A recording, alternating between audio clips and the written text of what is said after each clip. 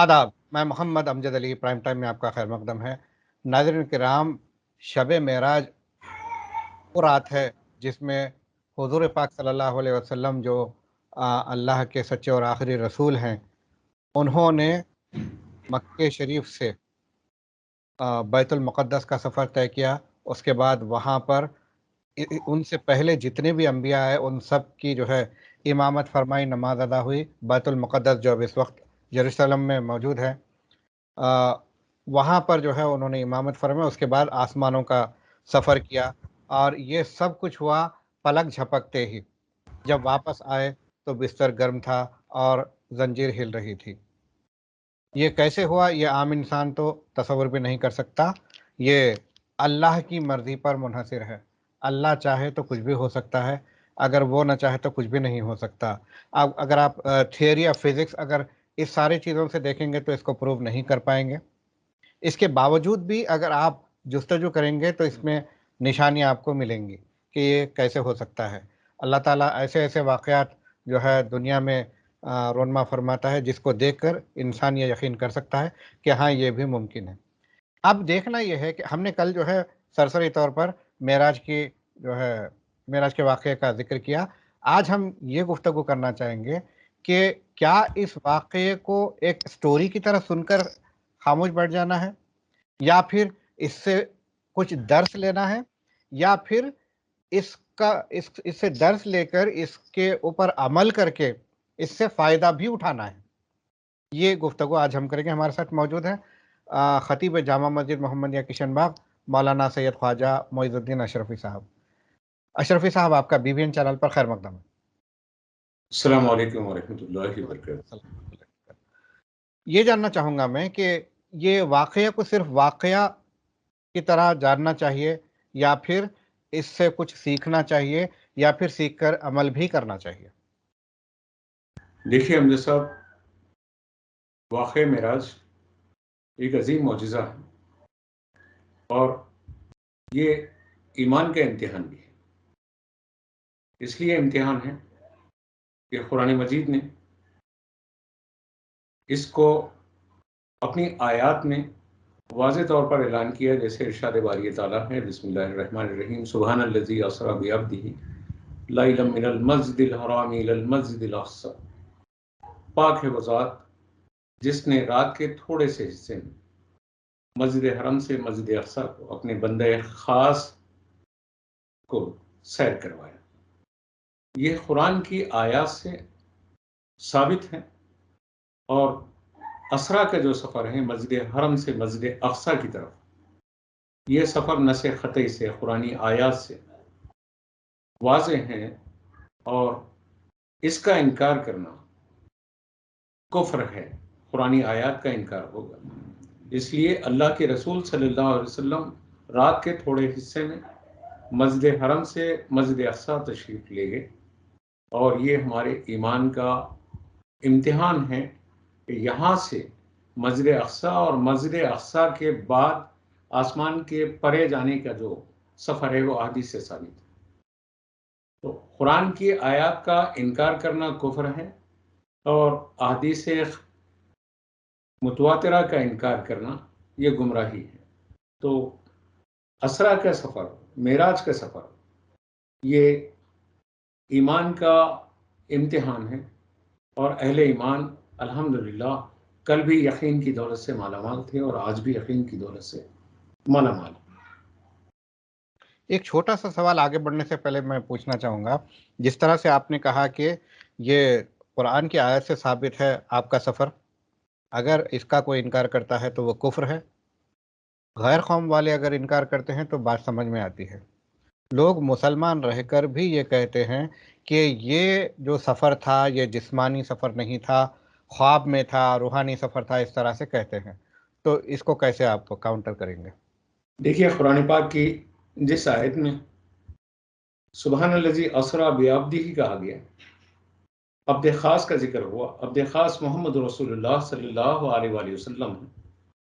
سارے مفسرین نے قرآن کی اس آیت سے یہی مراد لیا ہے، اور عبد کا معنی ہمیشہ لغت کی کسی بھی کتاب میں روح کو نہیں کہا جاتا، یا صرف جسم کو بھی عبد نہیں کہا جاتا، جسم اور روح جب اکٹھا ہیں تو عبد کہا جاتا ہے.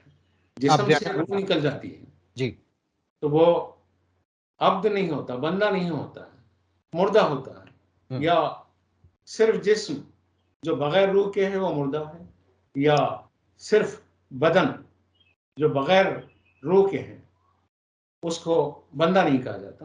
قرآن کی یہ آیت واضح طور پر بتا رہی ہے کہ اپنے بندہ خاص کو لے کے تو یہ جسم کے ساتھ اور روح کے ساتھ یہ سفر ہوا. یہ سفر خواب کا سفر، یہ سفر روحانی سفر، یہ سفر منامی سفر نہیں ہے، بلکہ یہ سفر اللہ رب العزت نے اپنے محبوب کو مسجد حرم سے مسجد اقصی تک جو سفر کروایا ہے وہ سفر بالکل رات کے تھوڑے سے حصے میں جسم و جان کے ساتھ مصطفیٰ جان رحمت صلی اللہ علیہ وسلم نے کیا. یہی ایمان ہے اور یہی قرآن ہے. جی جی. اب یہ بات اگر کوئی مان بھی لیتے ہیں کہ یہ جسمانی سفر رہا، بندہ یعنی کہ روح اور جسم دونوں میں موجود تھے حضور صلی اللہ علیہ وسلم، اور آپ کا سفر معراج ہوا اللہ سے جا ملے قاب قوسین. اب کچھ لوگ یہ کہتے ہیں کہ یہ سفر تو تھا، مبارک تھا، معجزہ یعنی میریکل تھا، مگر کیا اس واقعے کو لے کر ہم اس کو ایک عبادت کی رات کی شکل میں ڈھالیں، جاگنے کی رات کہیں، جاگیں، عبادت کریں؟ یہ کہاں سے ثابت ہے؟ بہت اچھا سوال ہے. عموماً مادہ پرست ذہنیت اسی طریقے سے لوگوں کو کہتی ہے کہ اس رات میں جاگنا کیا ہے، اس رات میں جاگنے کا ثبوت کیا ہے. کیا قرون اولیٰ میں صحابہ نے جاگا تھا، تابعین نے جاگا تھا، تبع تابعین نے جاگا تھا، ائمہ اور مجتہدین صالحین نے جاگا تھا جو آپ جاگ رہے ہیں؟ تو ہم یہ کہتے ہیں کہ اس رات میں اللہ کے نبی صلی اللہ علیہ وسلم بیت المقدس پہنچے، اور وہ بھی اسرا کا سفر ہے، زمینی سفر ہے، قرآن سے ثابت ہے، اور یہ نیند میں نہیں ہے. یہ جاگتے ہوئے ہی اللہ کے رسول صلی اللہ علیہ وسلم نے یہ سفر کیا ہے، مسجد اقصی تک پہنچے، اور حضرات انبیاء علیہ السلام بھی جاگتے ہوئے حالت جسم و جان کے ساتھ اللہ کے رسول صلی اللہ علیہ وسلم کی اقتداء میں نماز ادا کیے. تو اتنا تو ثابت ہوا کہ اس رات میں جاگنا انبیاء کی بھی سنت ہے، سید الانبیاء کی بھی سنت ہے. اور وہاں پر فرشتوں کا استقبال کے لیے کھڑے رہنا، فرشتوں کے لیے تو ایک علیحدہ دنیا ہے، وہ ایک علیحدہ موضوع ہے، لیکن اتنا ثابت ہے کہ اس رات انبیاء بھی جاگے اور سید الانبیاء بھی جاگے. اگر اس رات کے کچھ حصے میں، اس رات کی یاد میں اگر ہم جاگتے ہیں تو اس پر اعتراض کی کیا بات ہے؟ ہم کتنی راتیں اپنے بچوں کی شادیوں کے موقع پر، خوشیوں کے موقع پر، مختلف تقاریب کے موقع پر جاگتے ہیں. اگر اللہ کے رسول صلی اللہ علیہ وسلم کے معجزات کے تذکرے میں جاگیں تو اس پر اعتراض کبھی یہ نہیں پوچھتے کہ اس شادی کی رات میں، اس تقریب کی رات میں، یہ مختلف جو ہیں ہمارے فنکشنز، اور اس میں جاگنا کیسے ہیں؟ جب جاگنے کی بات آتی ہے تو کوئی خرافات کے لیے جاگنے کی بات تو علماء نے نہیں کی ہے، معجزات کے تذکرے کے لیے جاگنے کی بات ہے. تو یہ مستحب عمل ہے، یہ فرض نہیں ہے، لیکن یہ مستحب اس لیے ہے کہ نسلوں کو بتایا جائے کہ آج کی رات کیا ہے. سبحان اللہ. نسلوں کو بتانا بھی ہے اور اللہ کی خوشنودی بھی حاصل کرنی ہے، جاگ کر عبادت کر کے اللہ کو منانا ہے، اور اپنے جو دانستہ و نادانستہ طور پر کیے گئے گناہ ہے اس کی معافی طلب کرنا ہے. اب یہ ہے کہ رات شروع کہاں سے ہوتی ہے؟ عام طور پہ یہ دیکھنے میں آیا ہے جب بھی جاگنے کی رات آتی ہے تو عشاء کی نماز معمول سے بھی زیادہ دیر سے جماعت ہوتی ہے. اگر کہیں پہ 8 ساڑھے 8 کو جماعت ہے تو 9 ساڑھے 9 کو جماعت ہوتی ہے. تو اس کی جو وہ حساب سے لوگ اہتمام کرتے ہیں اور 9 ساڑھے 9 کی جماعت میں شریک ہوتے ہیں. اس کے بعد سے عبادتوں کا سلسلہ شروع ہوتا ہے. تو کیا 9 ساڑھے 9 سے جاگنے کی رات شروع ہوتی ہے یا پھر کب شروع ہوتی ہے؟ دیکھیے، رات کا اطلاق تو مغرب کے ساتھ ہی شروع ہوتا ہے. جیسے ہی مغرب کی اذان ہو گئی اسلامی کیلنڈر کے مطابق یہ رات میں دن شامل ہو گیا. لیکن جیسے آپ نے فرمایا کہ نمازوں کے اوقات میں تھوڑا سا زیادہ وقت لیا جاتا ہے، تو اس کی وجہ یہ ہے کہ لوگ خصوصی اہتمام کے ساتھ نماز عشاء کی جماعت میں شریک ہو جائیں. اور اللہ کے رسول صلی اللہ علیہ وسلم کا ارشاد ہے کہ جو جماعت سے عشاء پڑھ لے اور فجر پڑھ لے، ساری رات گو کے سوتا رہا، لیکن اگر جماعت سے اس نے عشاء پڑھ لی اور فجر پڑھ لی تو گویا وہ سونے کے باوجود بھی رات بھر جاگنے والوں کے مطابق اجر پا لیا. تو یہاں جماعت کے اہتمام کے لیے وقت دیا جاتا ہے کہ کہیں آپ کو غفلت نہ ہو جائے کہ جماعت کا پا لینا پوری رات کی برکتوں کا ایک عظیم فیضان کا ابتدائی حصہ ہے، اور اس کے بعد اگر فجر پا لیتے ہیں تو پوری رات پانا ہے. اسی لیے وقت کو تھوڑا سا آگے بڑھا دیا جاتا ہے عوام کی سہولت کے لیے. سبحان اللہ. چنانچہ یہ دیکھا جاتا ہے کہ مسجدوں میں جمع غفیر ہے اور جو ہے لوگ ایک دوڑ جس طرح سے ہوتی ہے تیزی سے جا کر جماعت میں شامل ہوتے ہیں، بہت اچھی بات ہے. مگر افسوس کی بات یہ ہے کہ بعض لوگ رات بھر جا کر فجر سے پہلے سو جاتے ہیں. یہی تو بات ہے نا. دیکھیے، جاگنا فرض نہیں ہے، ہم، نماز فرض ہے، اور باجماعت نماز واجب ہے.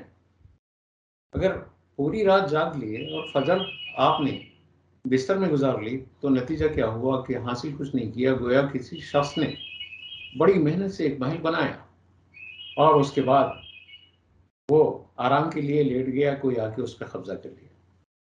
ایسے ہی پوری رات آپ نے اس طریقے سے جاگ لیا اور اس کے بعد جب آپ کو تنخواہ کا یا سیلری کا موقع ملا اس وقت میں آپ سوتے پڑے رہے.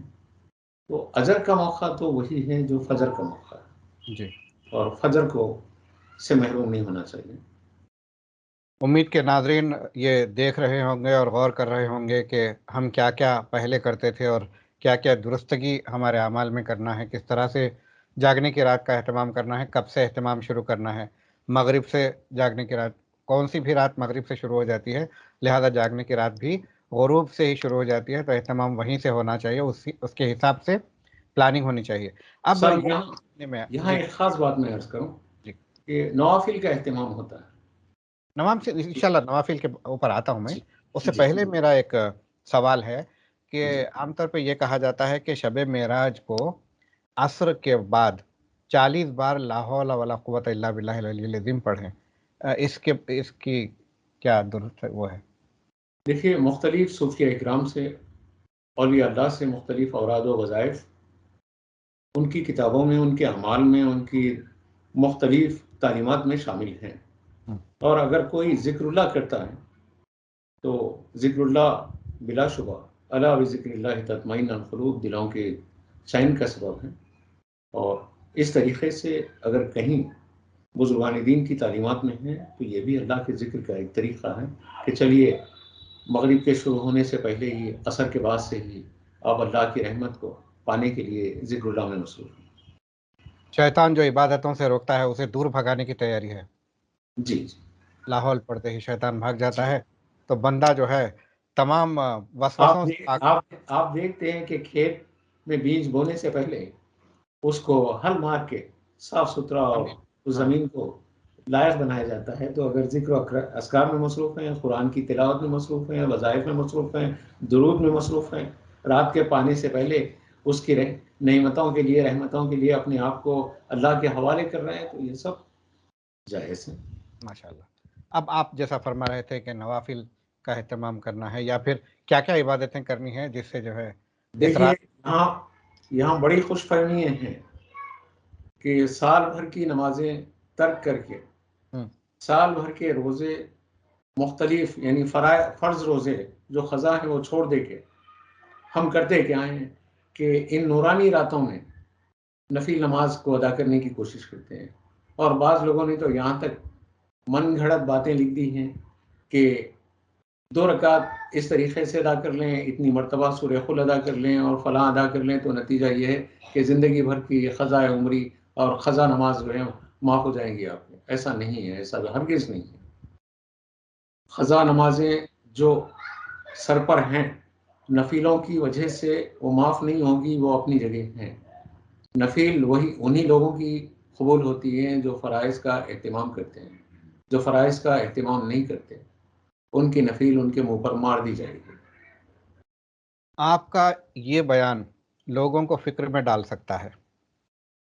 ایسے کئی لوگ ہوتے ہیں جن کی بالغ ہونے سے لے کر اب جس وقت وہ جی رہے ہیں اللہ کے فضل و کرم سے، ان کی کئی نمازیں چھوٹی ہوئی ہوتی ہیں، تو نورانی رات میں اگر 2 رکعت پڑھ کر یہ قضاء عمری ہے یہ سوچ کر پڑھ لیں کہ تمام عمر کی قضا نماز ادا ہو گئی، ایسا نہیں ہوتا ہے۔ اب بالکل بندہ کرے تو کیا کریں، جب اس کو نارملی 2 رکعت وقت پہ پڑھنے کا ٹائم میسر نہیں رہا، تو اب یہ پوری جتنی نمازیں اس کی چھوٹی ہے وہ کیسے ادا کرے گا؟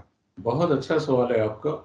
امام اہل سنت فاضل بریلوی رحمۃ اللہ علیہ سے فتح رضویہ میں ایسے ہی ایک سوال کے جواب میں اعلیٰ حضرت نے جواب دیا کہ طریقہ یہ ہے کہ آپ نیت کر لیں پہلے کہ میں اپنی قضا نمازوں کی تکمیل کے لیے اس کی ابتدا کر رہا ہوں، اور یاد بھی نہیں ہے مجھے کہ کتنی نمازیں میری کب کی نمازیں میری قضا ہوئی ہیں۔ تو طریقہ کار یہ ہے کہ آپ نیت کریں جب موقع ملتا ہے اس وقت میں کہ اے اللہ میری جو سب سے پہلی فجر چھوٹی ہے اس کی قضا ادا کر رہا ہوں، جو ظہر چھوٹی ہے اس کی قضا ادا کر رہا ہوں، ایسے ہی 5 نمازوں کی رکعتیں جو قضا ہوئی ہے ایک دن میں ایک کے بعد دیگر 20 رکعتیں ہوتی ہیں، وہ اگر ادا کر لیں نیت کر کے تو جتنی طاقت ہے وہ ادا کرنے کی اگر وہ شروع کر لے گا، ممکن ہے کہ اسی میں اپنی زندگی کے ایک قضا نماز کو ادا کرتے ہوئے گزر رہا ہے، اور موت آ گئی تو نتیجتاً رب تبارک و تعالیٰ اپنی عبادت کرنے والے ان بندوں میں شمار کر لے گا جو غفلت کر کے رحمت کی طرف لوٹ کے آئے تھے۔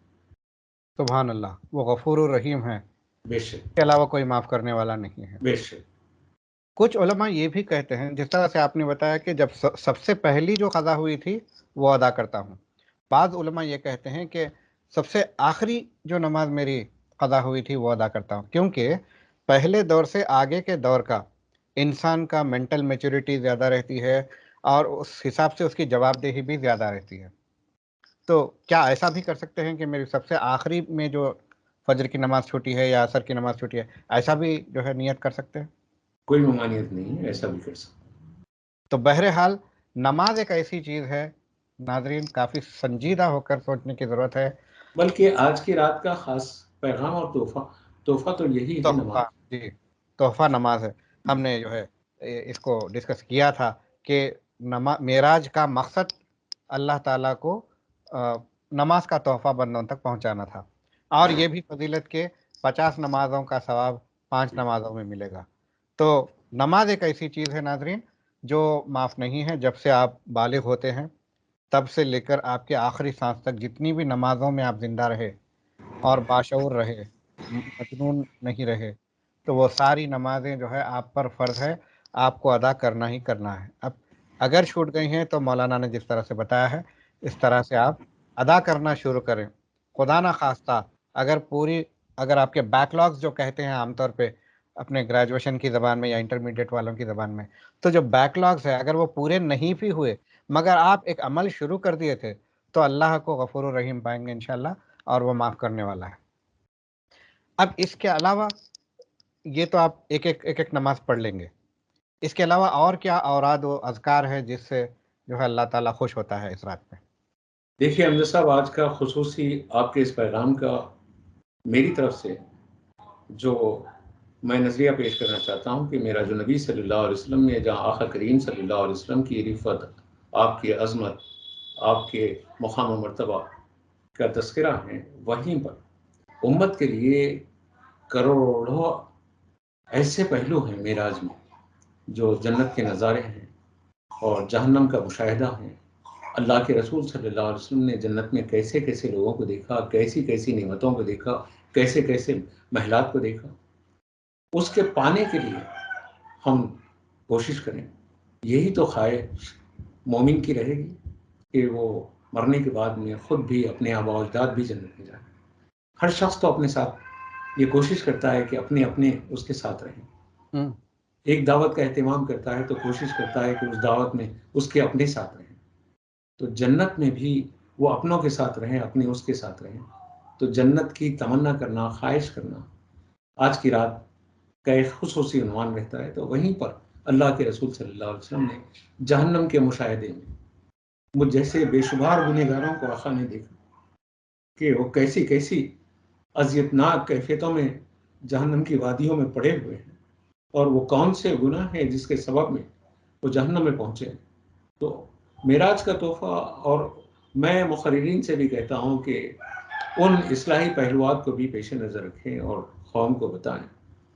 زبان کے گناہ، آنکھ کے گناہ، کان کے گناہ، جسم و جوارے کے گناہ، دل کے گناہ، شرمگاہوں کے گناہ، جو اللہ کے رسول صلی اللہ علیہ وسلم نے گنہگاروں کی فہرستیں بتائی، ان کی اذیتناک کیفیتیں اور دردناک عذاب سے ہمیں آگاہی دی ہے، اس سے بھی ہم خوف زدہ ہو جائیں اور آج کی رات توبہ کریں۔